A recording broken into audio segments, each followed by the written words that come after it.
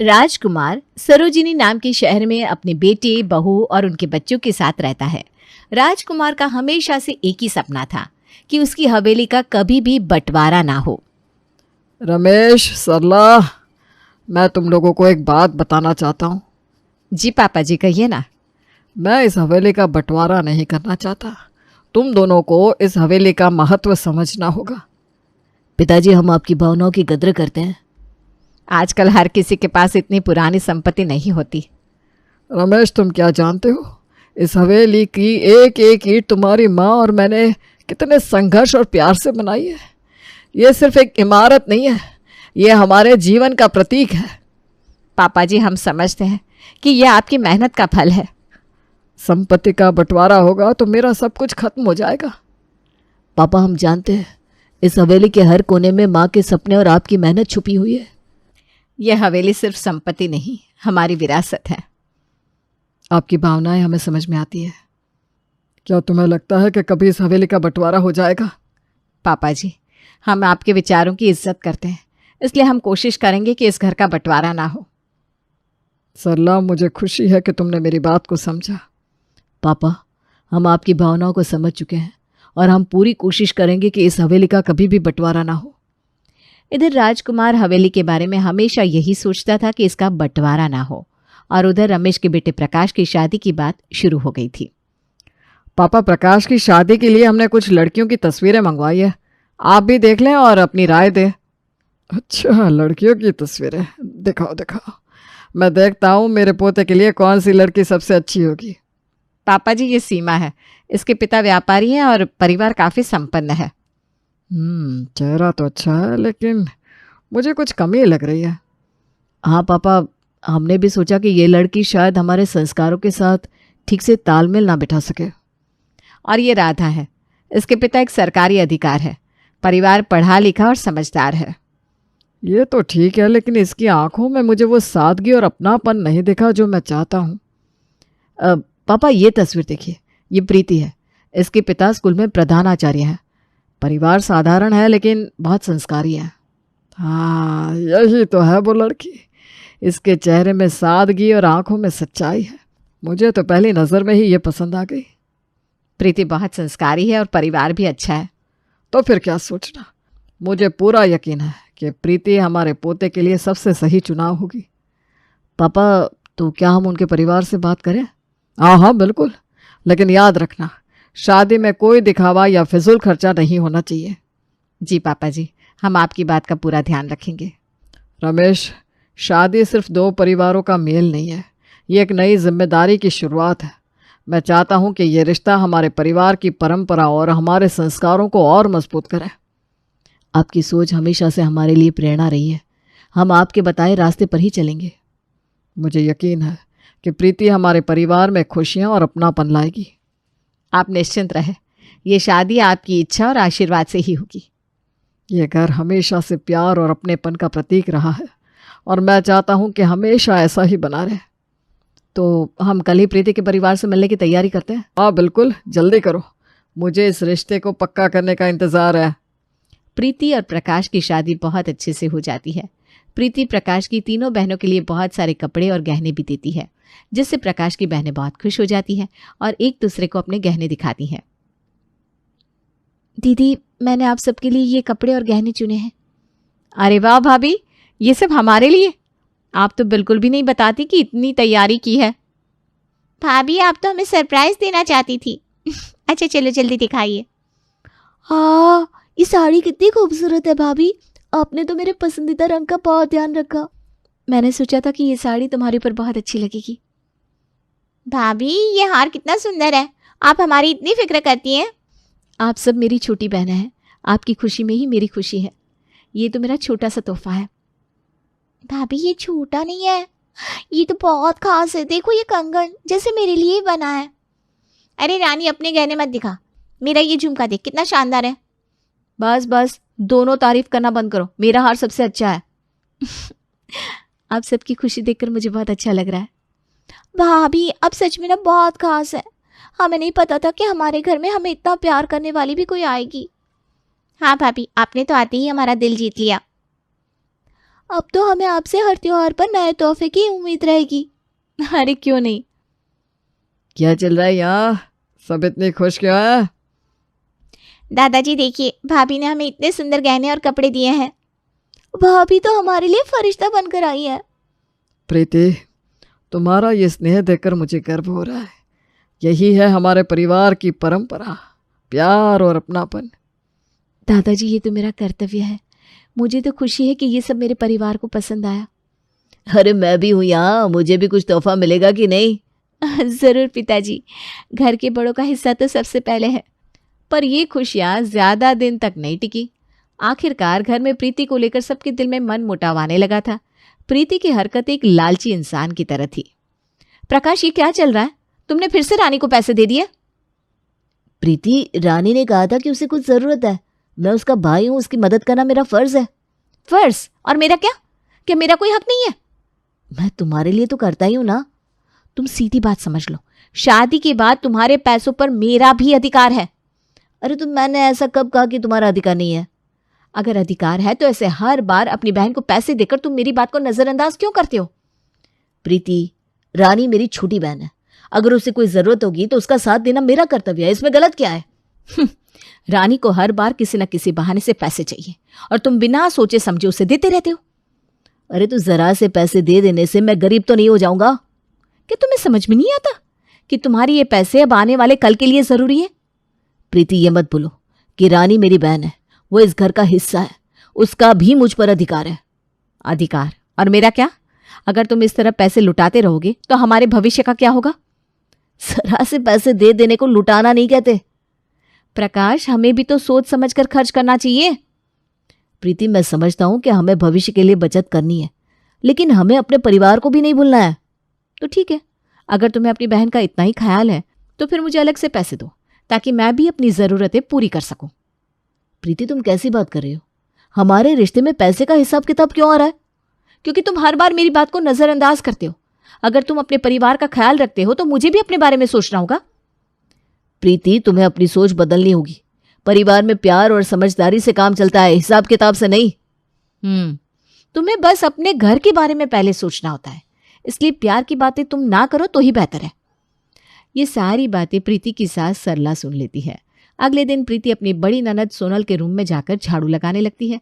अचानक उसे बिस्तर के नीचे सोने का हार मिलता है। अरे, ये तो सोने का हार है, इसे मैं अपने पास रख लेती हूँ। सुबह सुबह सोना मिलना बहुत शुभ होता है। अगले दिन सोनल घर में शोर मचा देती है। दीदी, ये सुबह सुबह क्यों हल्ला मचा रखा है? मेरे सोने का हार किसी ने चुरा लिया है। दीदी, इस घर में चोरी कौन करेगा? अपने रूम में ठीक से देखिए ना, हो सकता है आपको वहीं मिल जाए।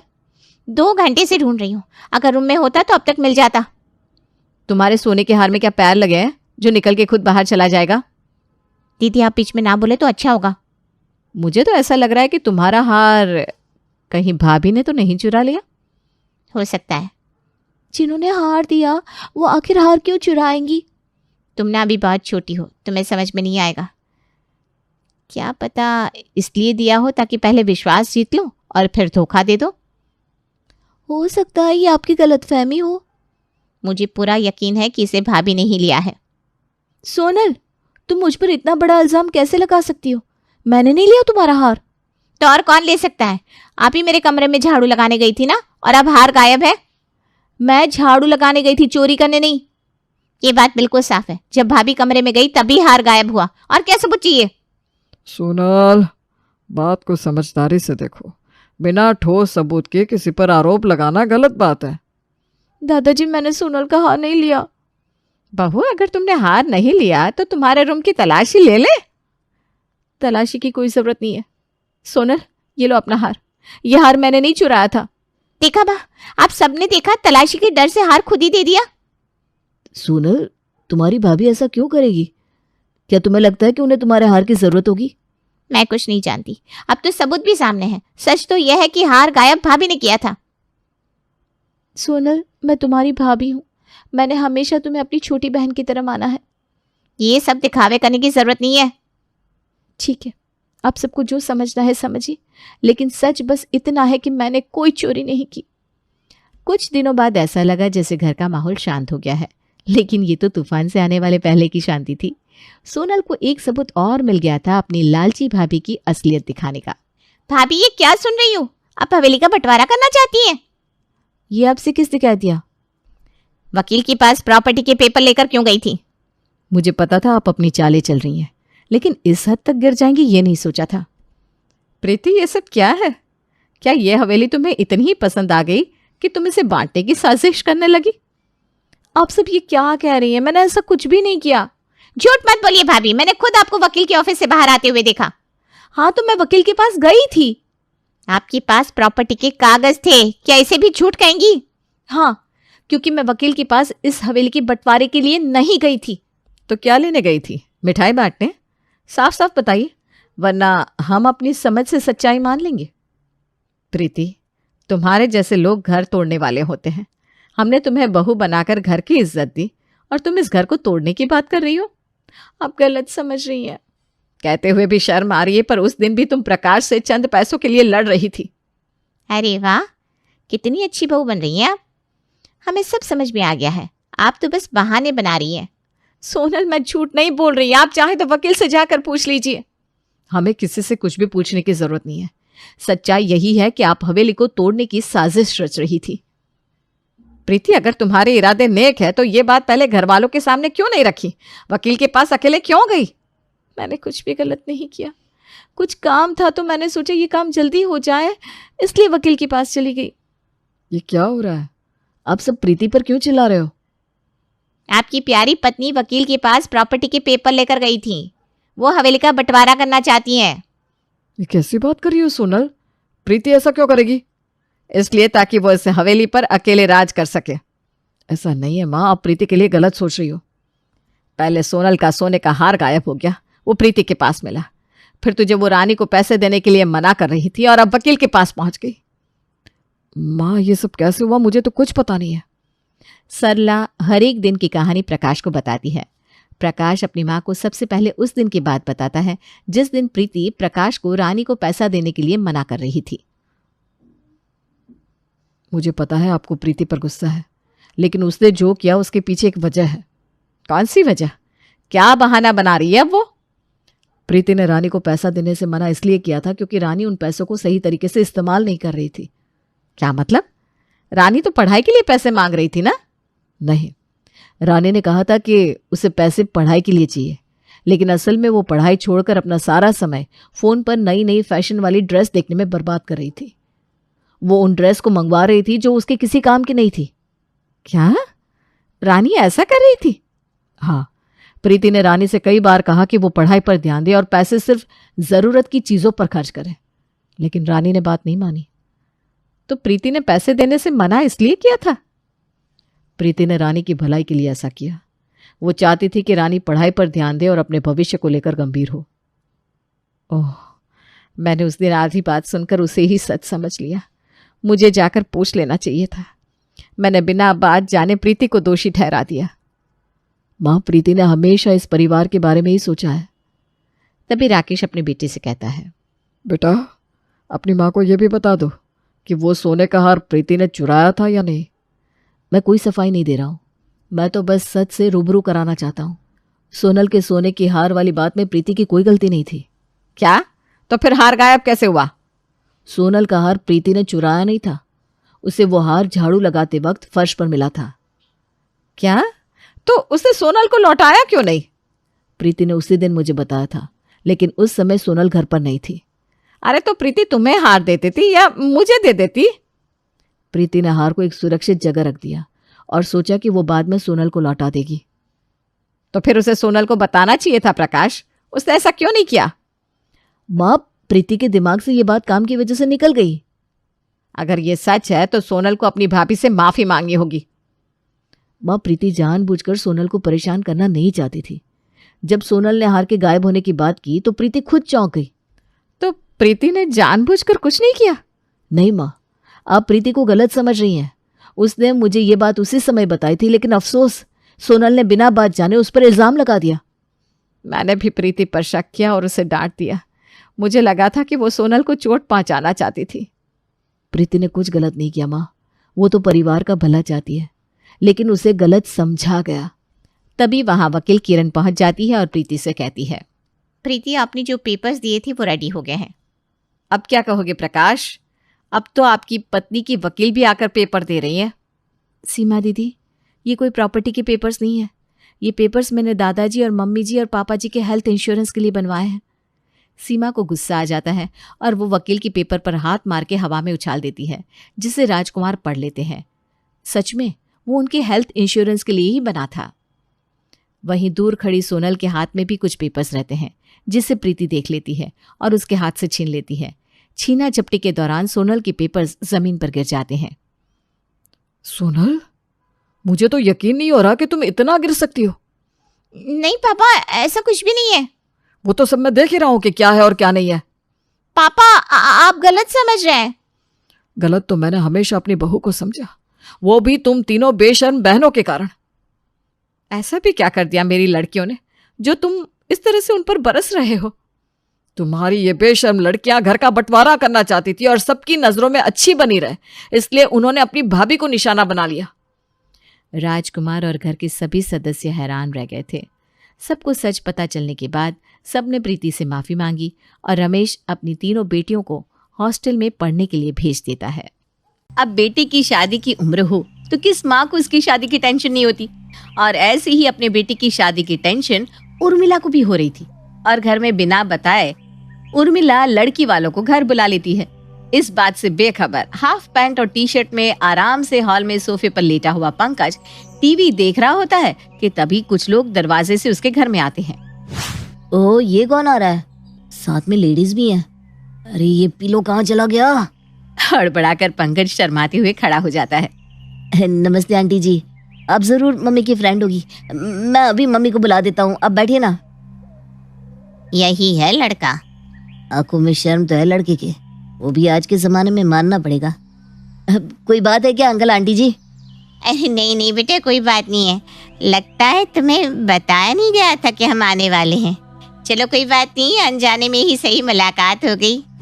मेहमानों की बातों से पंकज को कुछ खास समझ में नहीं आता। वो सीधा अंदर जाता है और अपनी माँ को बाहर भेज देता है। फिर कपड़े बदलकर पंकज सीधा किचन में चला जाता है और बाहर बैठे मेहमानों के लिए नाश्ते की प्लेट लेकर हॉल में आता है। अरे मैं ले आती ना नाश्ता बेटा। आप अपने फ्रेंड से बात कीजिए मम्मी, आप इन्हें छोड़कर अंदर जाकर स्नैक्स लाती अच्छा लगता है क्या? इसलिए मैं ले आया। आप लाओ मैं लाऊं, क्या फर्क पड़ता है? चलिए आप एंजॉय कीजिए, मैं निकलता हूँ, मुझे जरा काम है। हमें तो जो देखना था देख लिया, हमारी तरफ से तो रिश्ता पक्का है उर्मिला जी। जो बेटा बिना बोले मेहमानों के लिए नाश्ता परोस दे, वो कभी मेरी बेटी से ज्यादा काम करवाएगा क्या? मुझे भी जज गया आपका बेटा उर्मिला जी। यही तो होते हैं संस्कार। आपको मुझ में इंटरेस्ट है, पर क्यों आंटी जी? अरे नहीं नहीं बेटा, ये क्या बोल रहा है तू? वो ना मैं तुझे बताना भूल गई थी, तेरे पीछे से मैं कुछ रिश्ते देख रही थी तेरे लिए, तो मुझे बहन जी की बेटी पसंद आ गई और मैंने इन्हें बुला लिया। इन्होंने अपनी बेटी के लिए तुझे पसंद कर लिया है। क्या? मुझसे बिना पूछे, मुझे बिना बताए मेरे लिए लड़की देख रही थी आप मम्मी? बेटा जवान हो गया तो उसे किसी और लड़की के हवाले कर दोगी? बोझ हो गया मम्मी? इतनी इज्जत है क्या मेरे इस घर में मम्मी? माफ कीजिएगा, आप मेरी सासू माँ नहीं हो सकेंगी। मुझे कोई और लड़की पसंद है तो मैं आपकी बेटी को धोखा नहीं दे सकता। नमस्ते। ये इंसल्ट करने बुलाया था क्या आपने हमें उर्मिला जी? चलिए जी, नहीं करना हमें यहाँ रिश्ता।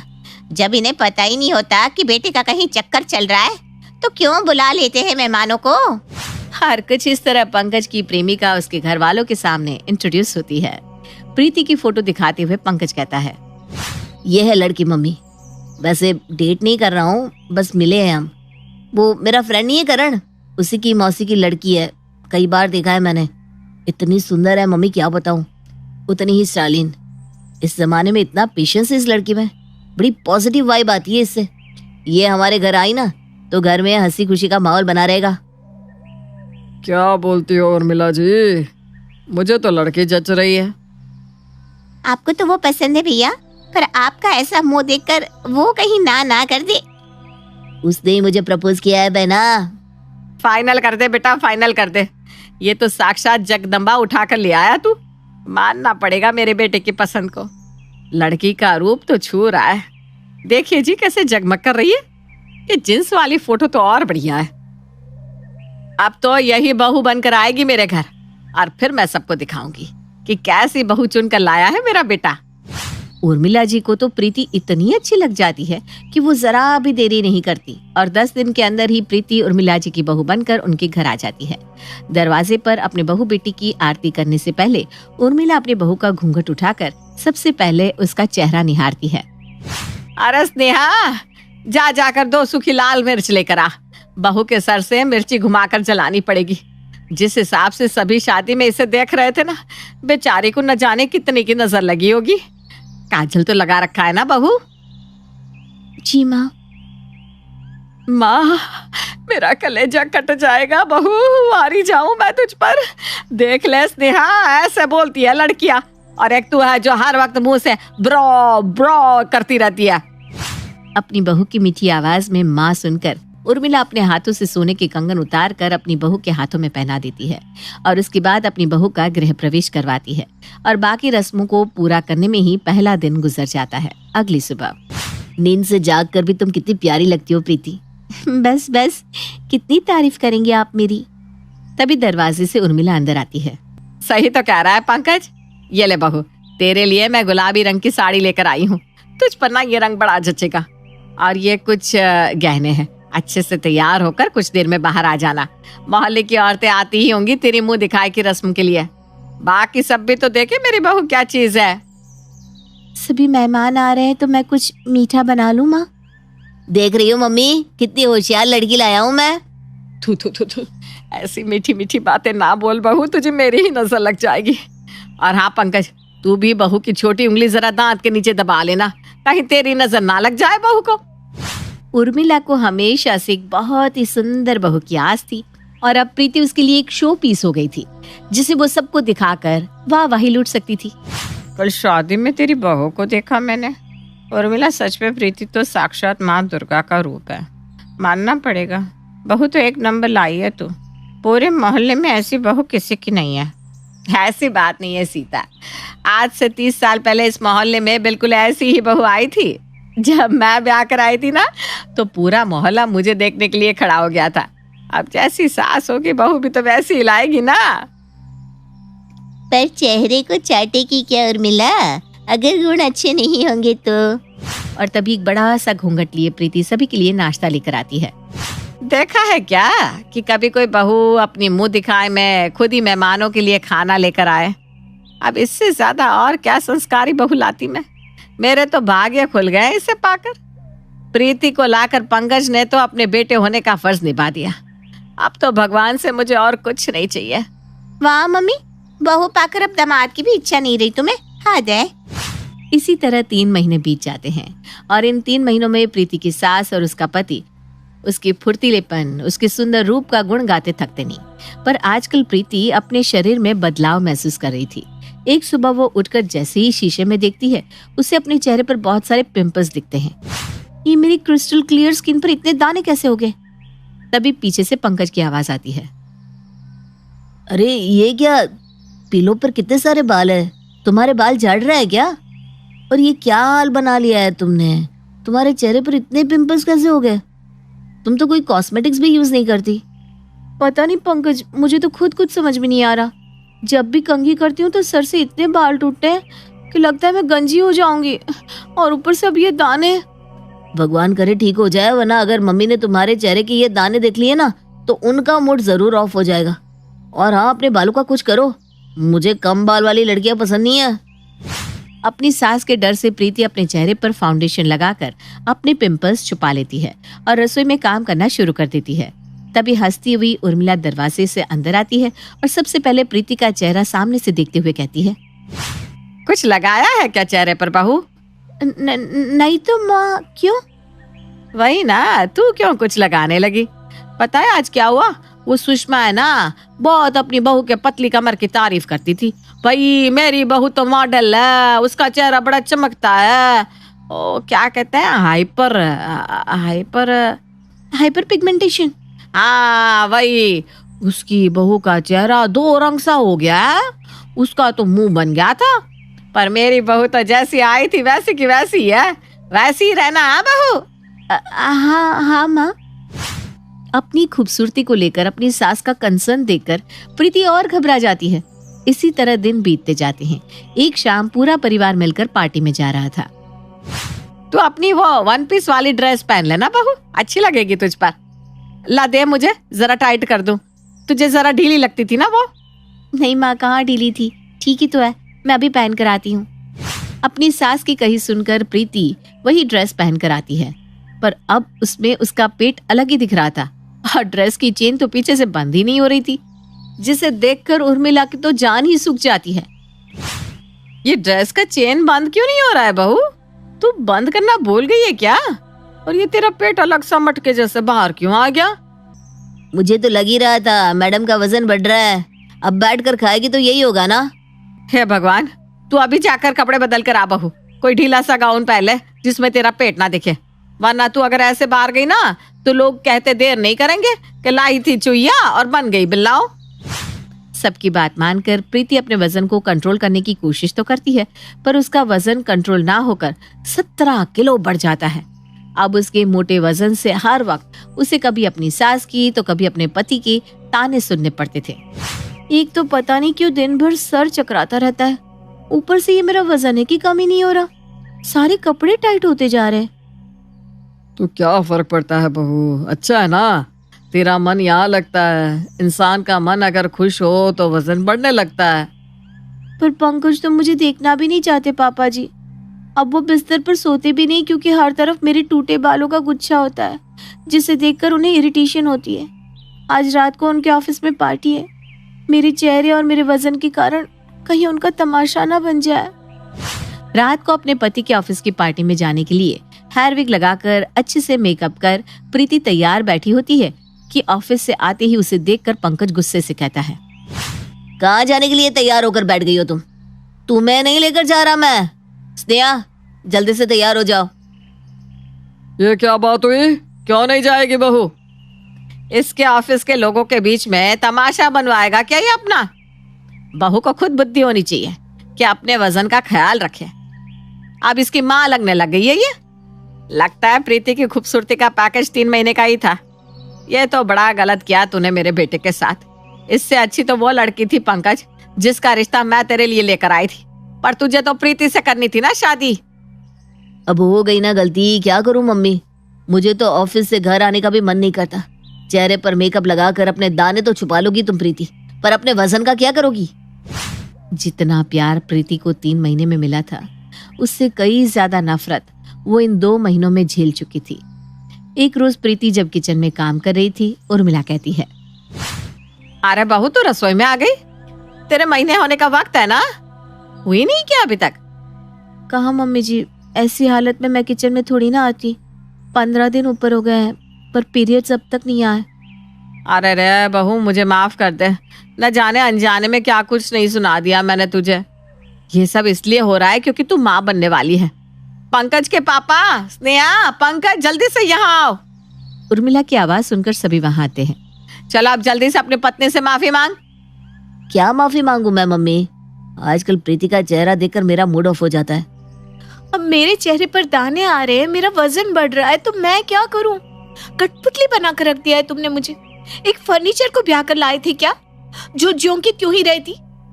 जिंदगी में कभी आए हो किचन में ये देखने की प्रीति क्या करती है क्या नहीं? अपने ऑफिस का काम तो खुद ढंग से होता नहीं, वो भी रात में मुझसे करवाते हो और कहते हो कि बैठकर खाती है। तो इसी तरह बैठकर एक बार तुम भी किचन संभालो, मैं ज्वाइन कर लेती हूँ ऑफिस। लगता है बहू का बीपी बढ़ गया है। यूं तो घर के बड़े आप हैं, पर जहां आपको बोलना चाहिए वहां आप बोलते नहीं। आपकी बीपी तो मेरे साथ ये सब होता देखकर भी नहीं बढ़ी पापा जी, इसीलिए आज मुझे अपनी बीपी बढ़ानी पड़ गई। अरे जी आप चौंकिए मत, जब औरत माँ बनने वाली होती है ना तो चिड़चिड़ापन हो ही जाता है। बहू पेट से है, इसीलिए बेचारी के चेहरे पर दाने आ गए, उसका वजन बढ़ता जा रहा है। ओह माय बेबी, वही मुझे लगा मेरी डॉल जो इतना मीठा बोलती है वो अचानक कड़वा करेला कैसे बन गई। ये बात थी प्रीति, तो तुम्हें हमें बताना चाहिए था ना। हाँ, मैं तो अब तक 10 बार प्रेग्नेंट हो चुकी हूँ ना, इसीलिए मुझे सांस लेते ही पता चल जाता है कि पेट में कुछ है कि नहीं। मुझे लगता है हमें खुद ही किसी कंक्लूजन पर ना पहुंचते हुए भाभी को एक बार डॉक्टर के पास ले जाना चाहिए। चेकअप के बाद ही तो पता चलेगा कि कोई प्रॉब्लम है कि नहीं? तूने सुना नहीं क्या? जब लड़की प्रेग्नेंट होती है तो वो लोग क्या कहते हैं, पैर भारी हो गया है। और यहाँ हमारी प्रीति पूरी की पूरी भारी हुई पड़ी है। ये प्रेग्नेंट ही है, पर ठीक है, एक बार चेकअप करवा लेते हैं। और पहली बार स्नेहा की बात मानकर प्रीति का चेकअप करवाया जाता है, जिसकी रिपोर्ट से पता चलता है कि प्रीति तो प्रेग्नेंट नहीं है, उल्टा उसे हार्मोनल डिसबैलेंस की वजह से थायराइड हो गया है और थायराइड बहुत ज्यादा बढ़ जाने के कारण उसे ये सारी दिक्कतें आ रही थी। क्या बहू प्रेग्नेंट नहीं है? तो फिर ये मोटापा और ये सब? थायराइड में अक्सर लोगों का वजन या बहुत ज्यादा बढ़ जाता है या कम हो जाता है, या तो पेशेंट दिन भर थकता ही नहीं या दिन भर थका हुआ महसूस करता है। ऊपर से चेहरे पर बॉडी में यहाँ वहाँ दाने हो जाना, ये सब तो थायराइड में आम बात है। मुझे तो समझ में नहीं आ रहा प्रीति, तुम अब तक ये सब बर्दाश्त कैसे कर रही थी? बॉडी में जरा भी चेंज दिखे तो हमें कुछ भी ना सोचकर डॉक्टर से मिलना चाहिए। मुझे तो पहले ही लगा था कि भाभी को थायराइड हुआ है, पर आप लोगों को अपनी सुंदर बहू के पीछे छुपे इंसान का दर्द दिखे तब तो आप लोग कुछ समझ पाए। भगवान ना करे मुझे ऐसा पति या सास मिले जो मुझे बस तब तक प्यार करे जब तक मैं सुंदर दिखूं, क्योंकि एक ना एक दिन तो सबको बूढ़ा होना है, सबकी सुंदरता चली जाएगी। और अगर किसी कारण से मेरी खूबसूरती चली गई तो ऐसे में तो मेरा पति मुझे मायके वापस छोड़ आएगा। आई एम सो सॉरी प्रीति, अनजाने में मैंने न जाने तुम्हें कितना हर्ट कर दिया। तुम कितना कुछ बर्दाश्त कर रही थी, मुझे तुम्हारी प्रॉब्लम समझनी चाहिए थी और मैं तुम्हें बुरा भला बोलता था। हाँ बहू, मैं भी न जाने सुषमा को दिखाने में ये भूल गई कि तू भी इंसान है, कोई मूर्ति नहीं जो हर वक्त श्रृंगार करके बैठी रहे। डॉक्टर साहब, आप दवाइयाँ लिख दीजिए, मैं बिल्कुल ध्यान रखूंगी कि प्रीति समय पर दवाइयाँ ले ले। डॉक्टर के बताए तरीके से जैसे ही प्रीति दवाइयाँ लेना शुरू करती है, बस 15 दिन में ही उसके चेहरे के दाने अपने आप छुमंतर हो जाते हैं और उसका वजन भी पहले की तरह हो जाता है। पूरे परिवार को स्नेहा की कही बात ऐसी समझ में आती है कि दोबारा वो लोग कभी भी प्रीति को एक शो पीस की तरह ट्रीट ना करते हुए एक पत्नी, एक बहू की तरह ट्रीट करते हैं। अरे अरे, ये क्या कर दिया भाभी आपने? इस कढ़ाई में घी क्यों निकाल रही है? अरे क्या हो गया? तो कढ़ाई तो है, घी तो निकालना ही पड़ेगा ना, इतना सारा मक्खन जो जमा हो गया है। अरे भाभी, ये कढ़ाई नई वाली है जो मेरे मौसा जी ने मुझे दी थी, ये खराब हो जाएगी। हाँ तो क्या हुआ, बर्तन तो खराब होने के लिए होते हैं, धुल जाएंगे और क्या। अरे भाभी, ये बहुत महंगी कढ़ाई है, आप समझ ही नहीं रही है। आप किसी और बर्तन में घी निकाल लीजिए ना, इसमें नहीं। क्या? मेरे मायके से भी इतने सारे बर्तन आए, वो भी तो खराब होते ही है ना। मैं तो इसी कढ़ाई में घी निकालूंगी बस। भाभी, आप ये जानबूझकर कर रही है ना? आपको पता है कि मुझे ये सारे बर्तन मेरे मायके से मिले, इसीलिए कर रही है ना आप। अरे सिर्फ तुम्हें ही नहीं, मुझे भी काफ़ी सारे बर्तन मिले हैं मायके से, ठीक है। मैं क्यों तुम्हारे बर्तनों को हाथ लगाने लगी? फिर क्यों ले रखी है ये कढ़ाई? छोड़ दीजिए ना। अरे क्या हुआ, क्यों सुबह सुबह बिल्लियों की तरह लड़ रही हो? माँ जी, भाभी से कहिए ना मेरी नई कढ़ाई में घी ना निकाले, ये कढ़ाई पूरी खराब हो जाएगी। अरे माँ जी, समझाइए ना इसे कि बर्तन तो खराब होने के लिए होते हैं। आज ये कढ़ाई नहीं है, कल पुरानी हो जाएगी और क्या। अरे दिव्या बहू, छोड़ ना इसकी कढ़ाई को, वैसे भी हमारे पास कितनी सारी कढ़ाइयाँ हैं, तो उनमें से एक ले ले। नहीं, मैं तो इसी कढ़ाई में घी बनाऊंगी, आप चाहे कुछ भी कह ले। ये दिव्या भी ना। अच्छा पिंकी बहू, तू भी छोड़ ना, कढ़ाई तो है, क्या फ़र्क पड़ता है। दिव्या भाभी, मैं आपको देख लूँगी, आपने मेरी कढ़ाई ख़राब की है ना, ठीक है, मैं भी देखती हूँ। हे भगवान, इन दोनों को मेरे ही घर भेजना था क्या आपको? और कोई नहीं मिली थी? अब पता नहीं ये क्या करेगी। वैसे बर्तनों की महाभारत तो सदियों से हर घर में चलती आ रही है, और यही हाल है हमारी दिव्या और पिंकी का भी, जिन्हें लगता है कि उनके बर्तन ज़्यादा घिसने नहीं चाहिए। अब दिव्या ने तो उस नई कढ़ाई में घी निकाल लिया, लेकिन हमारी पिंकी भी किसी से कम नहीं है जनाब। आइए देखते हैं कि वो क्या करती है। पिंकी बहू, तुमने 5 गंवारी कन्याओं को बुला लिया? हाँ माँ जी, मैंने बुला लिया उनको, सब छोटी है काफ़ी।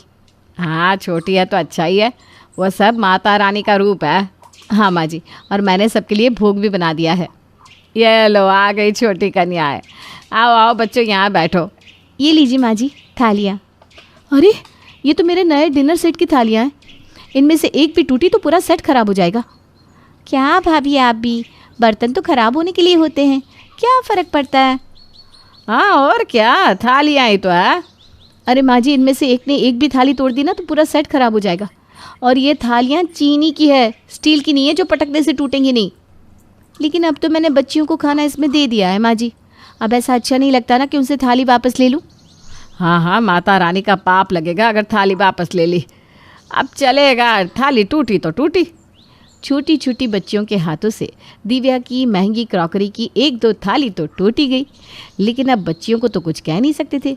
लेकिन पिंकी ने अपना बदला ले लिया।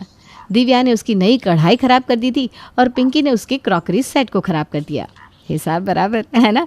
लेकिन ऐसा नहीं था, ये तो बस जंग की शुरुआत थी। माँ जी क्या हुआ, दिव्या भाभी दिखाई नहीं दे रही हैं? अरे आज मैंने सरसों के तेल में कच्ची केरी का अचार डाला है ना, तो बस उसी को छत पे सुखाने गई है। अच्छा ठीक है। वैसे कितना अचार डाला है माँ जी आपने इस बार? अरे इस बार तो वो बड़े से पतीले में डाला है। सोच रही थी इस बार जीजी को भी भेजूंगी थोड़ा सा। बड़ा सा पतीला, वो स्टील वाला जिसमें आगे फूल लगे हुए हैं? हाँ क्यों, क्या हुआ? अरे माँ जी वो तो मेरा पसंदीदा पतीला है। मैं बस उसमें दूध के अलावा कुछ नहीं उबालती थी। आपने उसमें सरसों के तेल से अचार डाल दिया। अरे दिव्या बहू ने कहा कि इसमें अचार अच्छा बनेगा तो मैंने डाल दिया। अब पतीला ही तो है, क्या हो गया इसमें? वो सिर्फ पतीला नहीं है माँ जी, एक इमोशन है। क्या क्या बोल रही है? दिव्या भाभी मैं आपको देख लूँगी। आपने मेरा फेवरेट पतीला ख़राब किया है ना, अब देखिए मैं क्या करती हूँ। अरे तुम दोनों बर्तनों के पीछे पागल हो गई हो क्या? बर्तन उपयोग करने के लिए होते हैं, रखने के लिए नहीं। आप नहीं समझेगी माँ जी। मैं तो तुम दोनों को समझ ही नहीं रही हूँ। बर्तन ना हो गए कोई राज्य हो गया जिससे तुम दोनों को ही जीतना है। अब ये जंग कहाँ रुकने वाली थी। एक बार दिव्या की तरफ से आता तो दूसरा बार पिंकी करती, जैसे इसका कोई तोड़ ही नहीं था। चलो सब लोग बिरयानी खा लो, आ जाओ। अरे वाह पिंकी बहू, आज तो तुमने बिरयानी बनाई है, क्या बात है। हाँ आज कितने दिनों बाद कुछ अच्छा मिल रहा है खाने को। आइए आइए खाइए सब लोग। अरे वाह, हाँ आज तो खुशबू बहुत अच्छी आ रही है। क्या बन रहा है? अरे आज पिंकी बहू ने बिरयानी बनाई है। आजा आजा खाने बैठ जा। हाँ हाँ क्यों नहीं, मुझे तो बिरयानी बहुत पसंद है। अरे क्या हो गया, मिर्ची लग गई क्या? माँ जी ये बॉल्स किससे निकाले? अरे अब क्या हुआ, इन बॉल में क्या दिक्कत हो गई? अरे माँ जी बिरयानी के मसालों के दाग इनमें से नहीं जाएंगे। ये बॉल सिर्फ आइसक्रीम और मलाई जैसी चीज़ें खाने के लिए हैं। ये हल्दी और मसाले के दाग इससे जाएंगे ही नहीं। अरे क्या फ़र्क पड़ता है, अब बॉल्स ही तो है। हाँ भाभी क्या फ़र्क पड़ता है? मुझे पता है, ये सब तुमने किया है ना जानबूझकर। ठीक वैसे ही जैसे आपने मेरा फेवरेट पतीला माँ जी को अचार बनाने के लिए दिया था। तुम्हें तो मैं छोड़ूंगी नहीं पिंकी। हाँ हाँ एक काम करो, एक दूसरे को जेल में ही डलवा दो, ठीक है? माँ जी अब देखिए ना इसने मेरे बॉल्स। बस अब बहुत हो गया, थक गई हूँ मैं रोज़ रोज़ के इस नाटक से। अब मैं एक फ़ैसला करती हूँ, आज से तुम दोनों अपने अपने बर्तन अलग अलग कर दो और अलग अलग ही खाना बनाओ अपने बर्तनों में, और फिर अपने बर्तनों को तुम दोनों चाटो या तोड़ो, तुम्हारी मर्जी।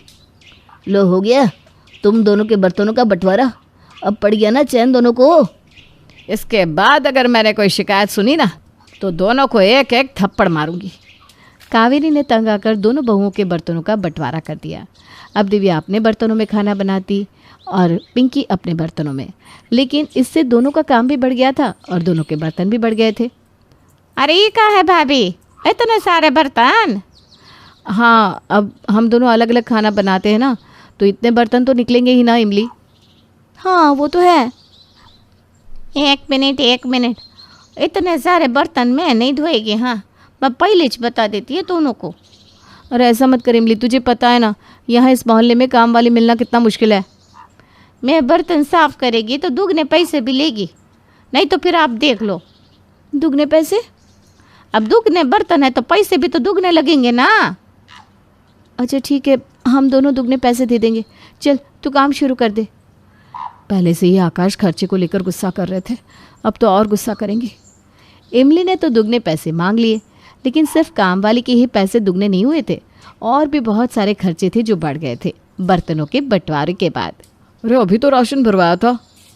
अरे अब दो दो अलग अलग बर्तनों में खाना बनता है तो राशन भी जाएगा ना। तुम दोनों के बर्तनों के चक्कर में घर के खर्चे दुगने हो गए। अब मैं तुम्हें शॉपिंग के लिए एक पैसा नहीं दूंगा, समझ लेना। ठीक है। क्या कितने लोग आ रहे हैं खाने पर? अरे कितनी बार पूछोगी, 7 कहा तो सही। अरे मैं अकेले कैसे बनाऊंगी इतना सब कुछ? अरे अब तुमने बर्तनों का बंटवारा कर दिया है, नहीं तो भाभी मदद कर देती तुम्हारी। अब तुम देख लो, मैं कुछ नहीं जानता। दिव्या और पिंकी को अब बर्तन तो मिल गए थे, लेकिन उनका सुकून छीन गया था। दोनों ना तो पैसे बचा पा रही थी और ना ही उन दोनों का काम ख़त्म हो पा रहा था। अरे क्या हुआ पिंकी बहू, ये नई क्रॉकरी को साफ नहीं किया? अरे माँ जी, भाड़ में जाई नई क्रॉकरी, मुझे नहीं करनी साफ। भाभी के साथ थी तो कब काम ख़त्म हो जाता था पता भी नहीं लगता था। अब तो मैं फ्री नहीं हो पाती हूँ। हाँ, मेरा भी यही हाल है माँ जी। राशन तो ऐसे ख़त्म हो रहा है जैसे बुढ़ापे में काले बाल सफ़ेद होने लगता है। कोई बात नहीं, तुम दोनों के पास बर्तन तो है ना अपने अपने? नहीं माँ जी, हमें समझ में आ गया है कि हम क्या गलती कर रहे थे। पिंकी, ये ले, तुझ पे तो मैंने अपना ये नया वाला वाइट कलर का कप सेट भी पार दिया। प्लीज़ आजा वापस। भाभी, मैंने भी अपने सारे पतीले, छोटे बड़े मीडियम साइज, सब आपको दे दिए। मैं आ रही हूँ आपके पास। और दोनों गले लग जाती हैं। पता नहीं क्यों दोनों इतना ड्रामा करती है। लड़ती भी ड्रामा करके है और मिलन में भी ड्रामा। चलो जाने दो, हमें क्या। रजत अपने माँ बाप का इकलौता लड़का था और रजत ने अपने पिता का पूरा बिजनेस संभाल रखा था। ऐसे ही एक दिन रजत अपने ऑफिस जा रहा था और अचानक ही रोड पर रेड लाइट होने की वजह से रजत अपनी कार को रोक लेता है। तभी वहां पर कुछ किन्नर रजत की कार का शीशा खटखटाते हुए कहते हैं, दरवाजा खोल रे, कुछ नग दे दे रे। नहीं नहीं, मेरे पास कुछ नहीं है, आप सब यहाँ से जाइए। देख लड़के, तू हम लोगों को नेक दिखा तो तेरी बरकत होगी। भगवान ने मुझे अच्छी खासी बरकत दे रखी है अम्मा, इसलिए आप यहाँ से जाइए और किसी और से मांग लीजिए। इस तरह सभी किन्नरें वहां से चलकर आगे की तरफ जाने लगती हैं। तभी रजत की कार का शीशा एक और किन्नर खटखटाती है। अब रजत अपनी कार के शीशे को नीचे करता है, जहां पर वो एक सुंदर सी लड़की को देखता है। वो उसे देखकर उसकी सुंदरता में मदहोश हो जाता है। वो उसे कुछ बोल पाता उससे पहले ही वो सुंदर सी लड़की उससे कहती है, कुछ पैसे दे दीजिए साहब। अगर आपने हम लोगों को पैसे दे दिए तो आप हमेशा अपने जीवन में खुशहाल रहेंगे। इतनी सुंदर लड़की है और ये मुझसे किन्नरों की तरह पैसे क्यों मांग रही है? कहीं ये... हाँ हाँ ठीक है, मैं तुम्हें पैसे दे दूंगा, लेकिन तुम मुझे ये बताओ कि तुम इतनी सुंदर हो और पढ़ी लिखी भी लग रही हो, तुम इन किन्नरों के साथ नेक क्यों मांग रही हो? और तुम्हारा नाम क्या है? साहब, मेरा नाम काजल है। काजल अपने बारे में उसे कुछ और बता पाती कि तभी काजल की हम उम्र नीलम नाम की किन्नर रजत से कहती है, साहब, अब किन्नर किन्नरों के साथ मिलकर पैसे नहीं मांगेगी तो क्या सड़क पर रहकर भीख मांगेगी? और हाँ, अगर आपको नेक देना है तो दे दो, नहीं तो जाओ यहाँ से। रजत ये सब सुनकर बिल्कुल शॉक्ड हो जाता है। यूं कहे कि उसे एक झटका लग जाता है। वो उस समय कुछ नहीं बोल पाता और चुपचाप अपनी जेब से कुछ पैसे निकालकर काजल को दे देता है और वहां से अपनी कार को चलाकर अपने ऑफिस पहुंचता है। वहीं दूसरी तरफ किन्नर समाज की सभी किन्नरें काजल से कहती है, क्या बात है काजल बेटा, उस लड़के से हमने पैसे मांगे तो उसने 1 रुपया भी नहीं दिया और तेरे बोलते ही उसने तुझे पैसे पकड़ा दिए। वाह जी वाह। अरे भला पैसे देता भी क्यों नहीं? हमारी काजल है ही इतनी सुंदर, उसे देखकर कोई उसे बोल ही नहीं सकता कि वो एक किन्नर है, किन्नर। इस तरह सभी किन्नर खुश होकर अपने किन्नर समाज में चली जाती हैं। वहीं दूसरी तरफ रजत के ख्यालों में तो काजल ही थी। रजत हर समय काजल के बारे में सोच रहा था। उसके सामने काजल का भोला और मासूम चेहरा आ रहा था। अब शाम के समय एक बार फिर रजत घर जाते वक्त उसी रेड लाइट पर खड़ा हो जाता है, लेकिन उसे काजल दोबारा नहीं दिखती। इस तरह अगली सुबह रजत उसी रेड लाइट से होकर गुजर रहा था। तभी एक बार फिर से रेड लाइट होती है और रेड लाइट होने की वजह से रजत अपनी कार रोक लेता है, जहां उसे एक बार फिर काजल दिखाई देती है। इस बार भी काजल उसके पास आती है और उससे पैसे लेकर चली जाती है। काजल की मासूमियत वाली शक्ल देखकर रजत उसके ऊपर फिदा हो जाता है और खुद से कहता है, वो लड़की किन्नर है, उसकी मासूमियत और चेहरा देखकर लग ही नहीं रहा कि वो किन्नर है। अरे भला इतनी सुंदर लड़की किन्नर कैसे हो सकती है? रजत बेटा, इस काजल लड़की से तो बात करनी ही पड़ेगी, क्योंकि वो काजल तेरे दिल पर अपनी छाप छोड़ गई है। अब क्या था, रजत आए दिन सुबह के समय काजल से मिला करता। एक दिन ऐसे ही वो काजल को कुछ पैसे देकर अपनी कार को साइड लगा लेता है और पैदल काजल का पीछा करने लगता है। जहां वो मौका देखकर काजल का हाथ पकड़कर पेड़ के पीछे ले जाता है और उससे कहता है, काजल, मैंने जब से तुम्हें देखा है मैं तुम्हारी खूबसूरती और तुम्हारे भोलेपन का फैन हो चुका हूँ। मैं तुमसे शादी करना चाहता हूँ काजल। साहब जी, आप कैसी बात कर रहे हैं? मैं एक किन्नर हूँ और आप एक इंसान। भला एक इंसान किन्नर से शादी कैसे कर सकता है? आपकी दुनिया हम किन्नरों को कभी नहीं अपनाएगी। पहली बात कि मैं साहब नहीं हूँ, मेरा नाम रजत है, इसलिए तुम मुझे रजत कह के बुलाओगी तो अच्छा लगेगा। दूसरी बात यह कि मैं पूरी दुनिया से तुम्हारे लिए लड़ जाऊंगा, बस तुम मेरा साथ दो। कहीं ना कहीं काजल भी रजत को पसंद करने लगी थी, इसलिए वो रजत को हाँ कर देती है।